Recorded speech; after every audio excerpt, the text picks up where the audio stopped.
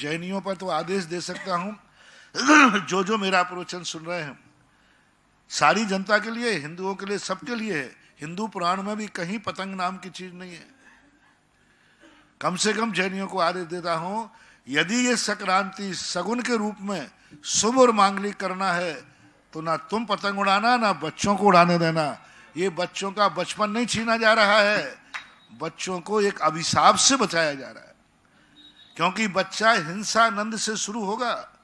जो पतंग काटा है, एक दिन वो निर्दय इतना हो जाएगा कि किसी जीव का भी मर्डर कर देगा, माँ बाप के प्रति भी बुरे भाव कर लेगा, माँ बाप को भी बुरे भाव के रूप में ले लेगा, घर के भाई बंधुओं को भी मारने का भाव कर सकता है, क्योंकि उसने पतंग में एक बार, अब जब पतंग उड़ाते समय उसका इतना तीव्र भाव रहता है, इस पतंग को काटना है, तो ये भाव उसके बढ़ते बढ़ते इतने विद्रूप हो सकते हैं कि वो घर के व्यक्ति को भी मार सकता है। इसलिए अपने घर में सगुन करना है, संक्रांति का सगुन करना है, क्योंकि संक्रांति जो है एक नेचुरल त्योहार है, प्रकृति प्रदत्त त्योहार है। इस दिन जो सूर्य है वो पूर्णतः उत्तरायण की तरफ आ जाता है, मकर संक्रांति बोलते। इसमें सारी सृष्टि का परिवर्तन होता है, 6 महीने का अयन होता है, अयन। तो ये अयन का परिवर्तन होता है, और अभी तक जो मकर का जो सूर्य जो धनु का था, वह एक प्रकार का अपना एक उत्तरायण रूप लेगा, और उसके बाद शुभ दिन चालू होते हैं। तो मकर संक्रांति एक बहुत बड़ा नेचुरल प्रकृति प्रदत्त शुभ दिन है। उसको अपशकुन से शुरू मत करो, उसको रौद्र ध्यान से शुरू मत करो, पतंगबाजी उड़ाने के समय खराब मत करो। बच्चों को समझाओ ये तुम्हारे लिए अपशकुन है, अशुभ है, ऐसा मानना चाहिए। जैन दर्शन का मकर संक्रांति का संबंध इतना ही मात्र है कि मकर संक्रांति के दिन, हाँ बहुत अच्छा ध्यान दिला दिया, मकर संक्रांति का अर्थ है भगवान की वंदना। आज मकर संक्रांति पर अयोध्या में बैठ करके भरत चक्रवर्ती ने सामने सूर्य बिंब पर भगवान जिनेन्द्र देव के दर्शन किए थे।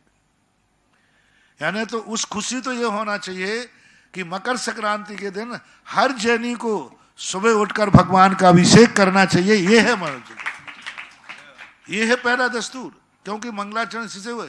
चक्रवर्ती धूप में बैठा था अयोध्या के अंदर, और धूप के अंदर अपन अक्सर कर सूर्य की तरफ देखते हैं, तो सूर्य की तरफ देख रहा था।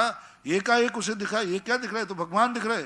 गौर से देखा तो जो भगवान सूर्य के अंदर चैत्यालय बना है, उसका दरवाजा सीख अयोध्या में मध्य में पड़ा, और 500 धनुष प्रमाण मूर्ति के दर्शन किए। तुरंत उसने जल्दी जल्दी नहाया, और वो साबुन सोडा लगा के नहीं, शुद्धि के लिए नहाया, जैसे डुबकी बोल गए, डुबकी। और तुरंत सबसे पहले अपन क्या चढ़ाते हैं? जल चढ़ाते हैं। तो लोग समझ नहीं पाए, लोगों ने सूर्य को जल चढ़ाना शुरू कर दिया। वस्तुतः था वो सूर्य में स्थित